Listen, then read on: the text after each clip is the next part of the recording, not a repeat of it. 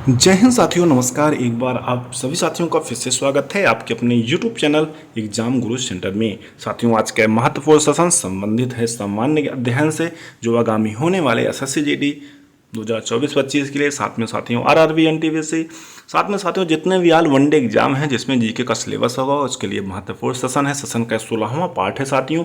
अभी तक 15 पार्ट यानी 15 पार्ट हमने अपलोड कर दिया है, आप सभी साथियों ने देखा होगा।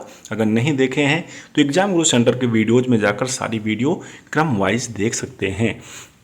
साथियों, आज का सेशन स्टार्ट करते हैं। सेशन में लगभग 30 महत्वपूर्ण प्रश्न हैं जो किसी न किसी एग्जाम में कई बार पूछे जा चुके हैं, इसलिए सेशन को पूरा देखिएगा और पसंद आए तो एक लाइक अवश्य करिएगा। साथियों, क्वेश्चन नंबर फर्स्ट है, इंडिया अनरेस्ट के लेखक कौन हैं? Annie Besant, Lala Lajpat Rai, Valentine सिरोल या दादा भाई नौरोजी? साथियों, सही उत्तर होगा option number C, Valentine सिरोल India unrest के लेखक हैं। साथियों, इंडिया अनरेस्ट किताब को ब्रिटिश पत्रकार, इतिहासकार, लेखक और राजनयिक वैलेंटाइन सिरोल ने लिखा था। यह किताब 1910 में साथियों प्रकाशित हुआ था। इस किताब में वैलेंटाइन सिरोल ने बाल गंगाधर तिलक को भारतीय अशांति का जनक भी कहा था। साथियों, महत्वपूर्ण फैक्ट है, याद रखिएगा कि भारतीय अशांति का जनक बाल गंगाधर तिलक को किसने कहा था, ये भी पूछा जा सकता है, तो याद रखिएगा वैलेंटाइन सिरोल। किस किताब में कहा था साथियों? तो किताब का नाम है अनरेस्ट, इंडियन अनरेस्ट, याद रखिएगा। आगे बढ़ते हैं, अगला प्रश्न देखते हैं। अमृत बाजार पत्रिका की स्थापना किसने किया था? शिशिर कुमार घोष, एस.एन. बनर्जी, गिरीश चंद्र घोष या इनमें से कोई नहीं? साथियों, सही उत्तर होगा option number first, Shishir Kumar Ghosh ने अमृत बाजार पत्रिका की स्थापना की थी। साथियों, अमृत बाजार पत्रिका के पहले संपादक शिशिर कुमार घोष थे। इसका पहला प्रकाशन 20 फरवरी 1868 ईस्वी को हुआ था। कब हुआ था? 20 फरवरी 1868 ईस्वी को हुआ था। अगला प्रश्न देखते हैं, झंडा गीत किसने लिखा था? श्यामलाल पार्षद, बंकिम चंद्र चटर्जी, रविन्द्रनाथ टैगोर या इनमें से कोई नहीं?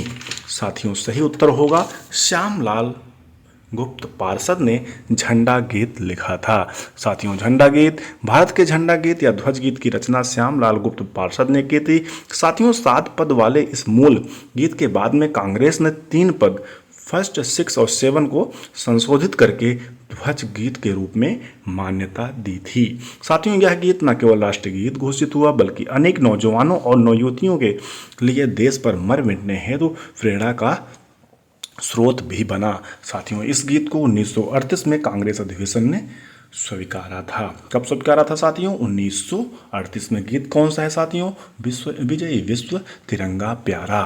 आगे बढ़ते हैं, अगला प्रश्न देखते हैं। उपन्यास दुर्गेश नंदिनी के लेखक कौन थे? बंकिम चंद्र चटर्जी, रविन्द्रनाथ टैगोर, तारकनाथ गंगोपाध्याय या इनमें से कोई नहीं?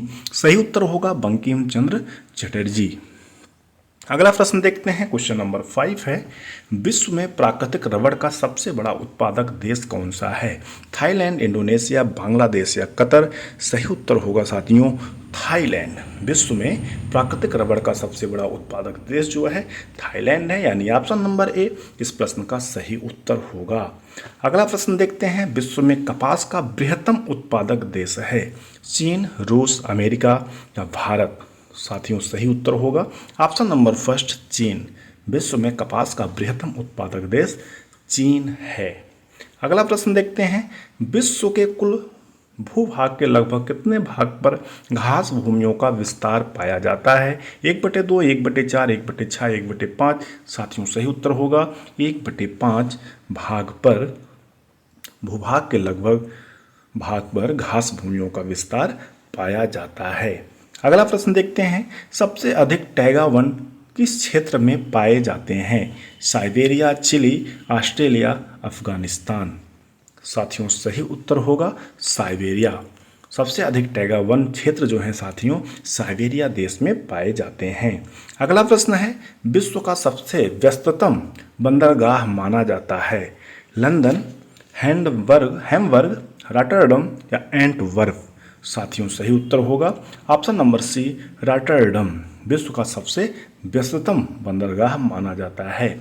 आगे बढ़ते हैं, अगला प्रश्न देखते हैं। अंतर्राष्ट्रीय महिला दिवस कब मनाया जाता है? 8 मार्च, 8 फरवरी, 8 जनवरी, 8 अगस्त। सही उत्तर होगा ऑप्शन नंबर ए, 8 मार्च को साथियों अंतर्राष्ट्रीय महिला दिवस मनाया जाता है। अगला प्रश्न है, निम्नलिखित में से किस कानून ने भारत में ब्रिटिश शासन की नींव रखी? विनियमितीकरण अधिनियम 1773 ईस्वी में, भारत परिषद अधिनियम 1861 ईस्वी में, या भारतीय परिषद अधिनियम 1892 में, या फिट्स इंडिया 1784 में। निम्नलिखित में किस कानून ने भारत में ब्रिटिश शासन की नींव रखी? साथियों सही उत्तर क्या होगा? ऑप्शन नंबर बी, भारतीय परिषद अधिनियम 1861 में।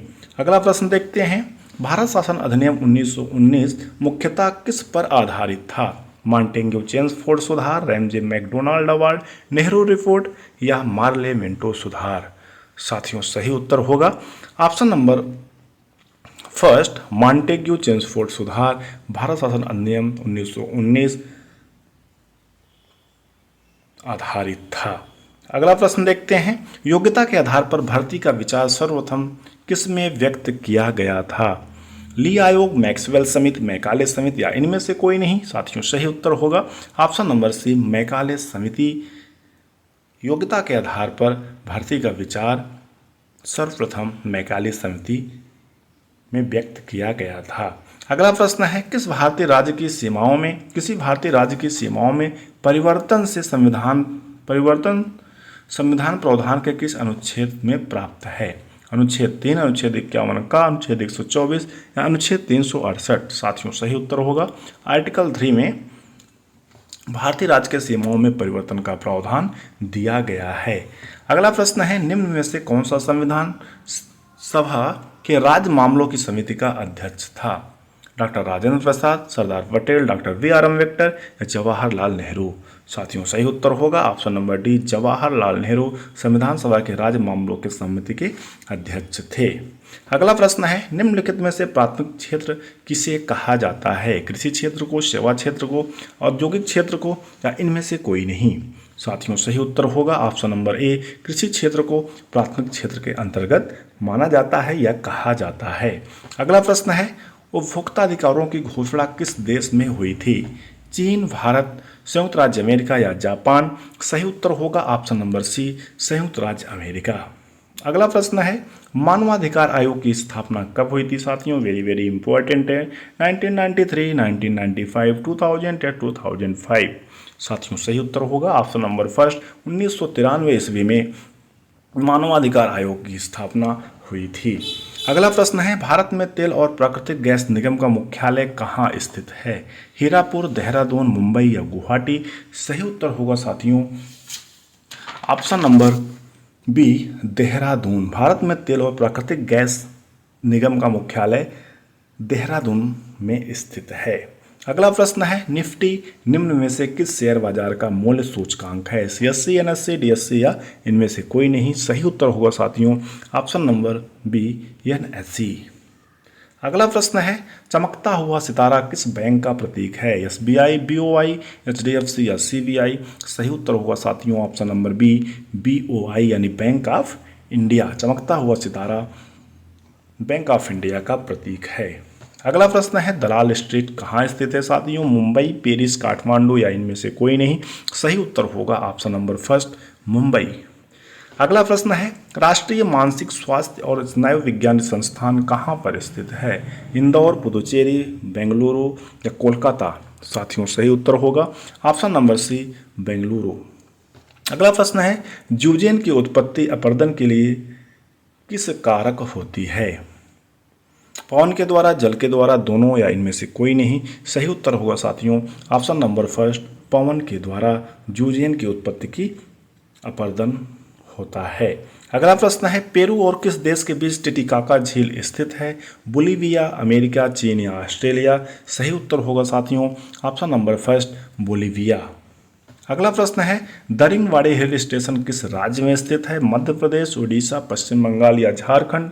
सही उत्तर होगा ऑप्शन नंबर बी, उड़ीसा राज्य में दरिंगबाड़ी हिल स्टेशन स्थित है। अगला प्रश्न है विद्युत मात्रा की इकाई क्या है? ओम, वोल्ट, एम्पियर या वाट? सही उत्तर होगा ऑप्शन नंबर सी, एम्पियर। विद्युत मात्रा की इकाई एम्पियर है। आरआरबी के लिए साथियों वेरी वेरी इंपॉर्टेंट है। अगला प्रश्न है विद्युत धारा उत्पन्न करने की उक्ति को क्या कहा जाता है? एमीटर, गैल्वेनोमीटर, मीटर या जनित्र? सही उत्तर होगा साथियों ऑप्शन नंबर डी, जनित्र। अगला प्रश्न है सिरका में कौन सा अम्ल पाया जाता है?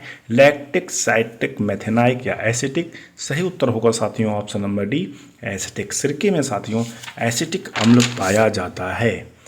अगला प्रश्न है सेशन का अंतिम प्रश्न है साथियों, नींबू के रस का पीएच मान लगभग होता है 10, 2.2, 12 या 14? सही उत्तर होगा साथियों ऑप्शन नंबर बी, लगभग 2.2 नींबू के रस का पीएच मान होता है।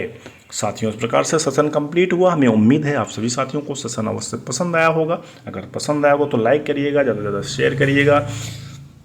चैनल पर पहली बार आए हैं तो चैनल को सब्सक्राइब करिएगा, साथ में बेल आइकन प्रेस करिएगा, जिससे कोई न्यू वीडियो बनती है तो आप सभी साथियों तक नोटिफिकेशन के माध्यम से सबसे पहले प्राप्त होता रहे। Thanks for watching. Please share and subscribe, ज़्यादा से ज़्यादा लाइक करें। मिलते हैं साथियों नेक्स्ट सेशन में, तब तक के लिए धन्यवाद। जय हिंद। तैयारी दबा के करिए, सफलता अवश्य मिलेगी। जय हिंद, नमस्कार।